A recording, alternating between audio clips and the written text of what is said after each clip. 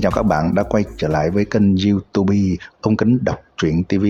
Sau đây tôi xin đọc tiếp tập 14 truyện Kiếm Đạo Độc Tôn với tựa đề Thiên Tài và Thiên Tài. Xin mời các bạn lắng nghe.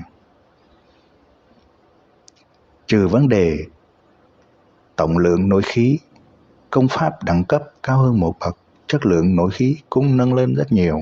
Làm phép so sánh, lấy nội khí sinh ra từ tu luyện sơ giai công pháp so sánh với một thanh gỗ thì nội khí sinh ra từ tu luyện cao giai công pháp sẽ là một tảng đá, thậm chí một miếng kim loại. Gỗ đâu thể đấu với đá hay kim loại, rõ ràng không phải ở một tầng thứ trở lên. Ngô Tông Minh thân là ngoại môn đệ nhất đệ tử, tu luyện công pháp chí ít là nhân cấp trung giai, còn Diệp Trần công pháp là nhân cấp sơ giai. Đối phương đâu có tu luyện giống hắn, đều là luyện khí cảnh tầng thứ 6. Nội khí tổng lượng nhiều hơn hắn 3 phần, chưa kể tu vi đối phương còn cao hơn hắn. Cũng may luận chất lượng nội khí, Diệp Trần tin rằng mình không thua Ngô Tông Minh quá nhiều. Một tháng hắn đã luyện vân khí quyết đến cảnh giới đăng phong tạo cực, so với cảnh giới thiểu trên bí tịch còn cao hơn một cấp, đại khái tương đương công pháp nhân cấp trung giai phổ thông nhất. Một chiêu đánh bại đệ tử Mặc Vuông, Ngô Tông Minh không hề lộ vẻ đắc ý. Đối với hắn mà nói, đệ tử Mặc Vuông chỉ là một tên hề. Đánh bại hắn cũng không thể hưng phấn, mà giáo huấn hắn là để cho người khác biết, cho dù hắn vượt ải thất bại thì cũng không phải nhân vật mà ai cũng có thể mang ra so sánh. Ba, một thiếu niên tuấn tú hơi có vẻ non nớt vỗ tay đi ra. Quá đặc sắc, không khổ là ngoại môn đệ nhất đệ tử. Ngô Tông Minh, người đủ tư cách làm đối thủ của ta rồi. Ngô Tông Minh nghiêng đầu, nheo mắt nhìn Trương Hạo Nhiên thân hình và tướng mạo đều lộ vẻ non nớt, khí chất thì tương đối già dặn. Hắn cười nhạt nói: người tu luyện là công pháp nhân cấp cao giai Bồi Nguyên Công, không biết tu luyện đến tầng nào rồi? Không cao, vừa mới bước vào tầng thứ 4 đỉnh phong. Diệp Trần nghe mà giật mình, chẳng trách một trưởng bình thường của Ngô Tông Minh có thể đánh bại đệ tử Mặc Vuông, thì ra hắn tu luyện Bồi Nguyên Công với tư cách công pháp nhân cấp cao giai. Bồi Nguyên Công ở những phương diện khác không phải là quá xuất sắc, nhưng có một điểm đặc biệt là nội khí luyện ra thâm hậu dị thường, so với công pháp cùng bậc cấp cao hơn một bậc. Ngoài ra, Bồi Nguyên Công phân thành 5 tầng, có thể đạt đến tầng thứ 4 đỉnh phong đã là tương đối xuất sắc rồi.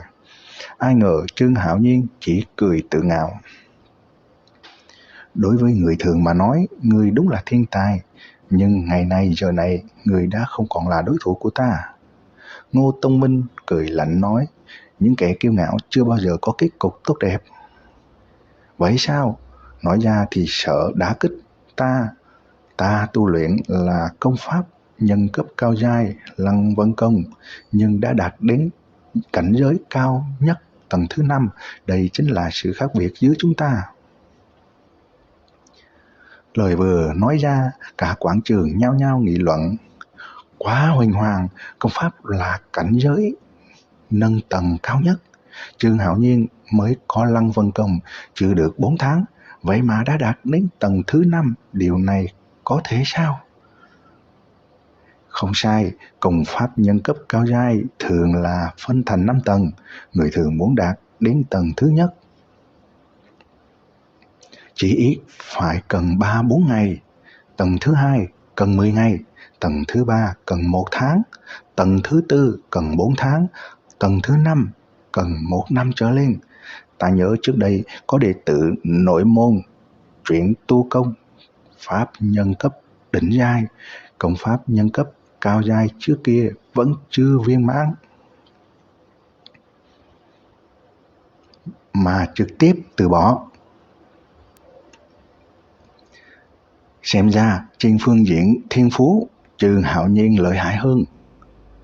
Mỗi người có một phản ứng kinh ngạc khác nhau, Diệp Trần thì cảm thấy đó là chuyện đương nhiên.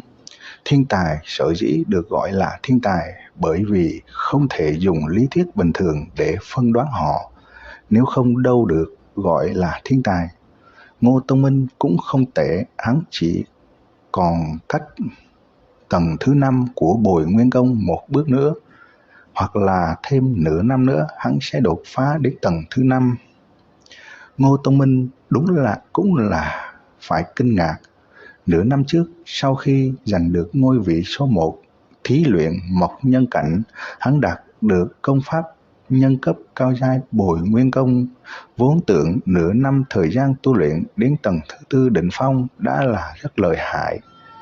Phải biết, người thường muốn từ tầng thứ nhất tu luyện đến tầng thứ 4 phải mất khoảng 5 tháng thời gian, đến tầng thứ 4 đỉnh phong phải mất thêm 5 tháng nữa. Ai ngờ Trương Hạo Nhiên còn thiên tài hơn hắn. Hơn 4 tháng đã đạt đến cảnh giới cao nhất, tầng thứ 5. Hít một hơi thật sâu, Ngô Tông Minh bình tĩnh nói: nhiều lời vô ích, thực lực không phải là điều duy nhất sao? Trương Hạo Nhiên nhếch miệng cười: không sai, cho nên trận đấu thí huyện Mộc Nhân Cảnh lần này ta sẽ giành ngôi vị thứ nhất. Nói xong, hắn quay người bỏ đi, để lại cho một người một bóng hình. Nhìn Trương Hạo Nhiên rời đi, mọi người vừa bội phục vừa ghen tị. Cùng là người, tại sao đối phương có thể tu luyện đến luyện khí cảnh tầng thứ 10 ở năm 13 tuổi? Lăng Vân Công đạt đến cảnh giới cao nhất tầng thứ 5. Thiên tài và người thường khác nhau lớn thế sao?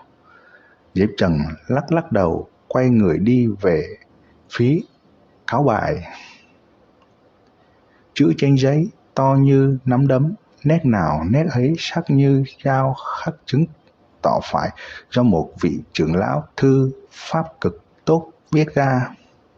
Nhìn kỹ, trên tờ giấy trắng, ngoài một số hạng mục đáng lưu ý, còn viết rõ phần thưởng thí luyện Mộc Nhân Cảnh thành công là một viên tăng khí đan chỉ có ở Lưu Vân Tông, có thể tiết kiệm 1 tháng khổ công. Nếu như vừa đúng lúc vượt ải, tỷ suất thành công sẽ gia tăng không ít. Đương nhiên, tiền về là vượt qua ải luyện khí cảnh, chứ không phải từ luyện khí cảnh đột phá đến ngưng chân cảnh. Trước mắt, thứ mình cần nhất chính là thời gian. Tăng khí đan này có thể tiết kiệm 1 tháng khổ luyện công, rất có tác dụng với mình. Diệp Trần mỉm cười, tiếp tục nhìn xuống. Thập cường thí luyện Mộc Nhân Cảnh có thể tự do lựa chọn một bộ võ kỹ nhân cấp trung giai. Lục cường được hưởng 3 miếng thanh phong ngọc lỗ hoàng. Tam cường có thể tự do lựa chọn một công pháp bổ nhân cấp cao giai. Người đứng đầu đặc biệt được thưởng 1 miếng tăng nguyên đan. Diệp Trần nheo mắt, võ kỹ nhân cấp cao giai hắn không quan tâm, nhưng thanh phong ngọc lộ hoàng là luyện khí linh đan dược liệu. Có người đã từng miêu tả dùng thanh phong ngọc lộ hoàng trong vòng 10 ngày, võ giả sẽ cảm thấy tinh thần sảng khoái, tạp niệm không còn, tốc độ tu luyện 1 ngày 1000 dặm, lĩnh ngộ võ kỹ cũng dễ hơn nhiều. Rất nhiều đệ tử nội môn đều khát khao giành được nó. Vì giá trị vượt quá 1 vạn lạng bạc trắng nên chỉ mơ chứ không dám cầu. Nhược điểm duy nhất là không thể thường xuyên sử dụng. Nghe nói hiệu quả lần sau kém hơn lần trước, đến cuối cùng hầu như không còn hiệu quả. Về phần công pháp nhân cấp cao giai càng là trọng yếu nhất. Có nó, Diệp Trần có thể dự cảm được tốc độ tu luyện của mình gia tăng với biên độ rộng. Tổng lượng nội khí và chất lượng nội khí cũng đến cao độ 10. Nói cách khác, chỉ cần có một bộ công pháp nhân cấp cao giai, thực lực tổng hợp của Diệp Trần muốn tăng lên gấp đôi không phải là vấn đề lớn. dừng ánh mắt chỗ phần thưởng dành cho người đứng đầu. Diệp Trần cười khổ.